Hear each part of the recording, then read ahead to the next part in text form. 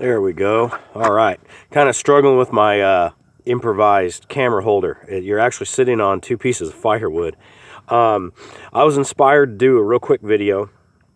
I just got a fire going and I struggled with it. One, I'm rusty, and two, I got out here before the sun even rose. It was still kind of black and white, so I was gathering tinder as I went. I knew I needed a fire.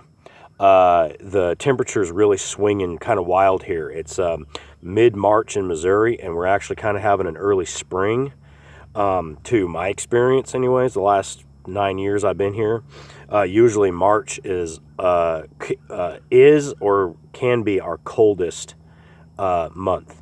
You can have a 70-degree January, and then in March it'll drop down to 0. Well, we had that weather in February, so now we're in spring, and it's kind of all over the place as far as the temperature goes. This morning it was down to 20s, and just a few days ago I was working in a light pair of khaki pants and my work shirt, just a t-shirt. So anyways, I kind of struggled with this fire, so that kind of inspired me to go ahead and make a video on fire kit. So anyone who's been following my building a survival kit, your fire is a very valuable tool, but you don't have that tool unless you can make it, and usually you need a fire kit. So, you know, it's one thing to have a book of matches or a Bic lighter, but you need a little bit more than that if you're in a survival situation. See, I gathered my tinder on my way in here, and some of it worked, some of it didn't, because it frosted last night, so some of it was damp. So anyway, so what I carry in here is, this is a Tinder bag, but it's inspired by an 18th century fireworks bag or Tinder bag. And what I have in here is dryer lint, cedar bark, which I actually had about a fist-sized thing of that, but I actually had to add it to this fire to get it going. Fat wood, and I think I had some left in here. This is just kind of a hodgepodge of what's left over of a lot of my other tinder sources. Ah, here it is. This nasty looking thing is actually wax impregnated cotton ball. A lot of guys will use Vaseline. They'll smear it on there and get it all in there.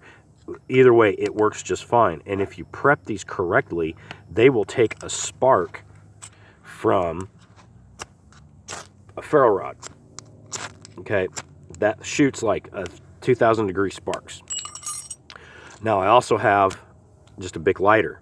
So carrying dry material with you that will produce flame for an extended period of time to get your, kindling or your dry grass or whatever you have, wads of paper, for at least a minute is crucial. But you also need to light that. So carrying things like, dryer lint's a household item. I mean, you can put that in a plastic baggie and be good to go. I'm also a big fan of fat wood, because you can scrape that and it smells like gasoline or turpentine, and you can actually get this to light with one of those sparking devices. But if you just take a flame and, like on a lighter here, see how that's burning? That is full of fuel, and it's reusable. So I mean, I lit that, blew it out, and it's like a match. I also carry an 18th century, wrong tin, 18th century fire method, in the form of char cloth and flint and steel. So you have one of these big, look like a knuckle deal, and those will shoot sparks. The char cloth catches it, and then you can put that into a big, what they call a bird's nest, and blow that into flame. That's kind of what I did here. I made up a wad of this cedar bark just because it was on top, and I took some of this, I split one of these fat wood deals down, so I had an entire side of that exposed gasoline stuff. So that was my flame extender, and then I hit it with a lighter because I needed a fire now. It's cold, and I'm sitting right here letting the flames burn down so that I can make some coffee. I like to make a hot chocolate coffee mix. So when you want to carry something like this with you, so you have this, you don't have to worry about gathering it off the landscape. You've got your fundamental fire ignition source here and ready and prepped for you. You can carry it any way you want. I just like the leather stuff, but the way this works is actually a lot like some of the dry bags that you can get at Walmart that are made out of like a nylon or like a compression bag. This flap folds over, it rolls down, and then this particular one has these leather ties. And you can get these to where, I've seen videos where you can actually dunk these in water. You can grease them and stuff. If you got a tight enough stitch, you can dunk these in water and your stuff is dry.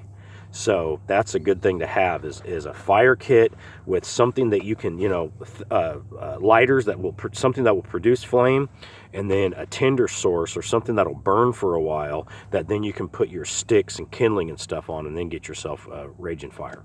So anyways, this thing's burning down, and I've got my phone camera propped up on my next phase of firewood.